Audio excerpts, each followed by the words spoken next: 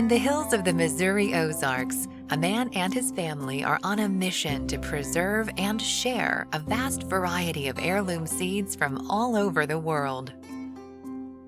Yeah, right now, ever since COVID struck, all of a sudden every seed company, not only here in America, but almost every seed company around the planet started to face unprecedented amounts of orders. Hi, Jer. We're really excited to be here at Baker Creek Seeds.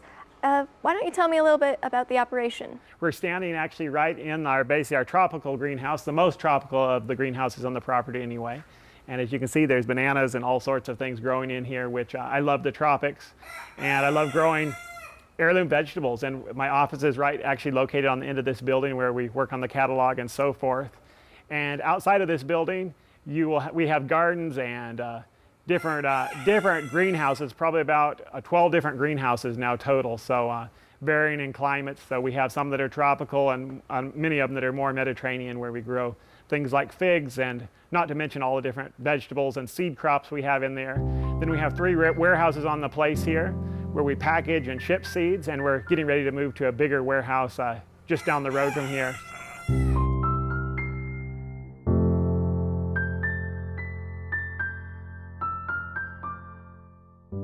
We're here in the heart of Baker Creek. This is Bakersville, our village. Normally, we would have it hopping with customers and people. We would have our restaurant open, serving vegan food every weekday. Our seed store would be open. But in these different times, we've had to convert all these buildings into hand seed packing areas. So there's seed packing and entering orders. Wow, that's amazing. There are so many orders coming in, huh? There are a lot. We didn't anticipate this growth at all, so we're trying to keep up. The business was started in 1998. It was a hobby. It started in my bedroom. And I always knew as a small child growing up, I wanted to work for a seed company. So as I got older, I started thinking, well, there's no seed companies in the area, so I might as well try to start my own. And it was started out of my interest, I guess, in seeds and my parents' and grandmother's interest in seeds. I understand you live with your family on the property. Yeah, family is a big part of the business here. It's basically everything. This is a family business. Even though it's growing, it's still at our home place here in Missouri. So what are heirloom seeds? Heirloom seeds is kind of a loose term, and it means different things to different people, but it's basically a traditional variety. Some places call them heritage varieties or antique varieties. It's basically a variety that's been passed down from family to family, just like heirloom furniture or jewelry or whatever you might have been in your family. They're traditional family varieties is what it means. As far as how old they are, it varies, depending on the definition, but generally considered 50 or 100 years old or, older. So here we are in one of our 12 greenhouses.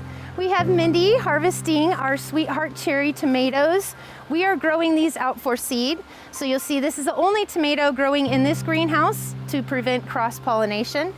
We harvest about 200 pounds of seeds of tomatoes from these plants every week. Wow. They're very prolific. They stay on the vine longer than some varieties, which makes them a very high in sugar content and very sweet and flavorful to eat. Oh, it's a brand new variety this year.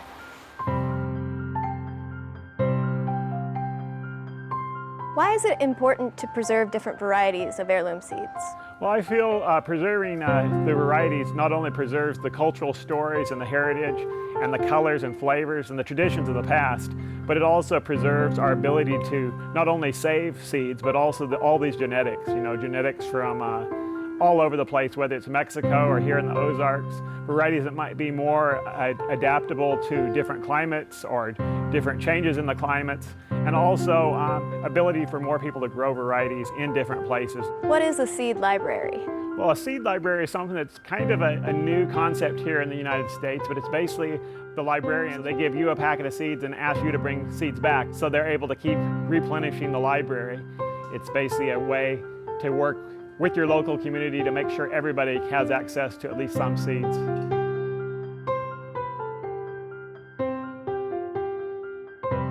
Here at Baker Creek, we will test out the purity of varieties and make sure that we have the consistency that we're looking for to sell in the end.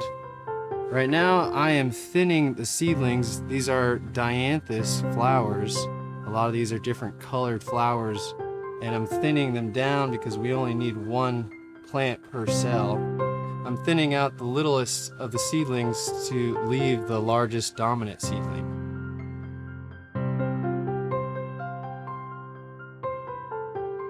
How we get seeds here at Baker Creek is various different ways.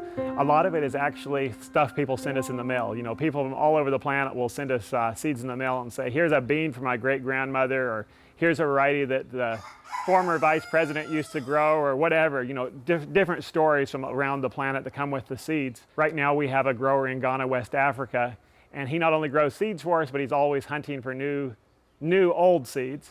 Like he just found like a tomato that's several hundred years old in Ghana. Each year we send seeds out to about 162 countries and probably receive seeds here at Baker Creek probably from maybe 50 different countries. I'd love to know more about your sustainability efforts. Here at Baker Creek, we try to be sustainable in everything we do. You know, first off is preserving the seeds and passing on these treasures that we try to pass on to other gardeners, but it's also, you know, all about composting, all about, of course, using the sun for heating as much as possible, like in a greenhouse. After we're done with a crop, we will take pretty much all the organic matter and run it into our compost piles. We use manure, we got chicken litter, turkey manure, any organic matter we can get a hold of.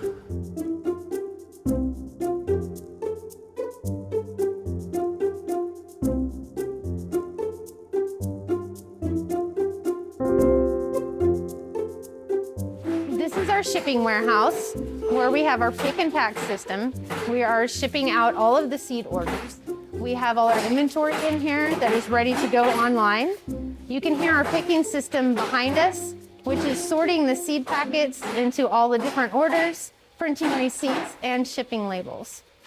Currently, we have 3 different shifts working 24 hours and shipping out about 7,000 to 8,000 seed orders per day. Here at Baker Creek, ever since we started, it wasn't a primarily for profit. Our main goal was preserving these seeds, telling their stories, and you know, of course, keeping the seed catalog alive in America and keeping interest in seeds alive. And in that, we don't only, you know, send out seeds for profit, we also basically work almost like a nonprofit in many ways. Most of our, the majority of our extra profit, whatever we have that we don't have to reinvest in the business every year, we put back into both local organizations and also international, you know, national, international organizations, both in the form of seeds and also financially trying to get, whether it's a small farm project going or aid projects to countries that are hard hit with maybe a hurricane or disaster areas. And of course, with seeds, we distribute to thousands and tens of thousands of garden projects, prisons, seed libraries, which we're really excited about to see local seed libraries starting up all across, not only the US, but really around the planet right now.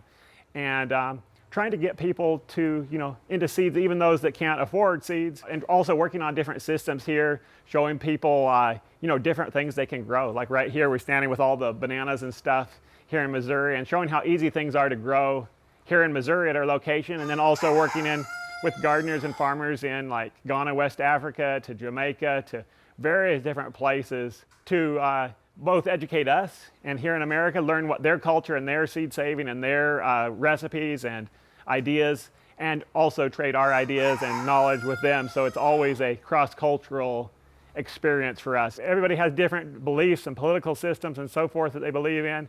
But whether, you know, whatever these beliefs are, when they gather together, everybody at the end of the day wants good food, and they want, you know, they want healthy kids, and they want, you know, they want the basic things in life. And that's what, you know, that's the good thing about Heirloom Seeds. We can unite everybody.